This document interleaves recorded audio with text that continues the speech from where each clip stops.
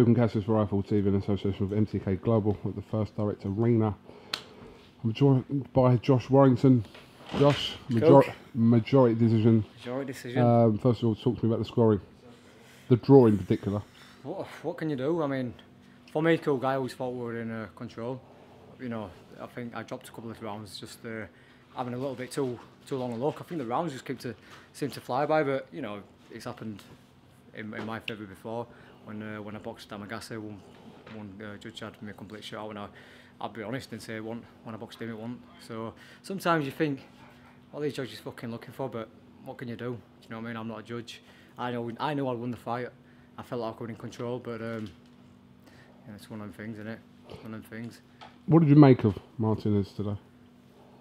I expected everything what he brought. You know, he's got a tough little forehead. He must have a titanium plate or something in there. But listen, he just keeps on coming, and you know, some of the stuff we've been working on, it worked really well.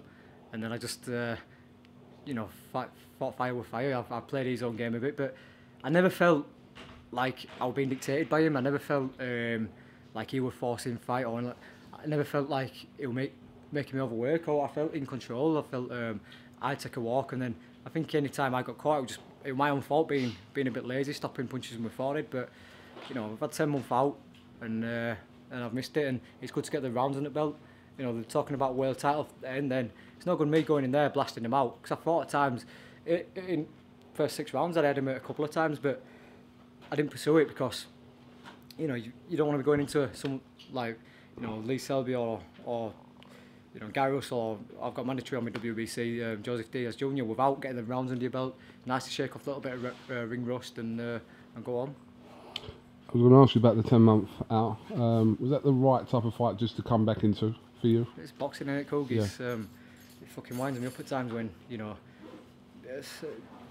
people like whatever say what they want about me and who I fight and whatever, but you know I come back into this at first. They had me down for fighting Markham Culloch, and I said no, I want to test, and that's what we're all about. I'm 26, still young, still not got a nose at the back of my head, and listen, I want the big fights, and that is what we need to.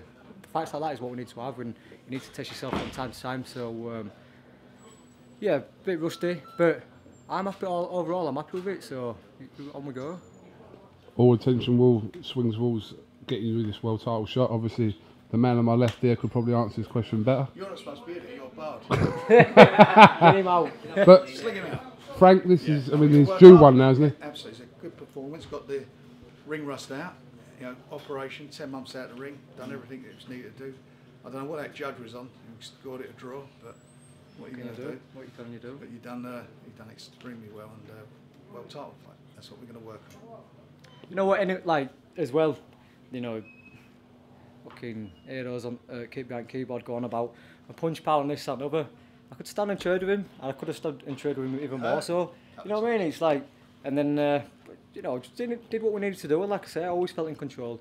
Never felt like needed to do what else really. You know, when I did it, maybe I could have stepped up a gear and gone for stoppage. But like I say, I'm glad to have got them rounds under my belt.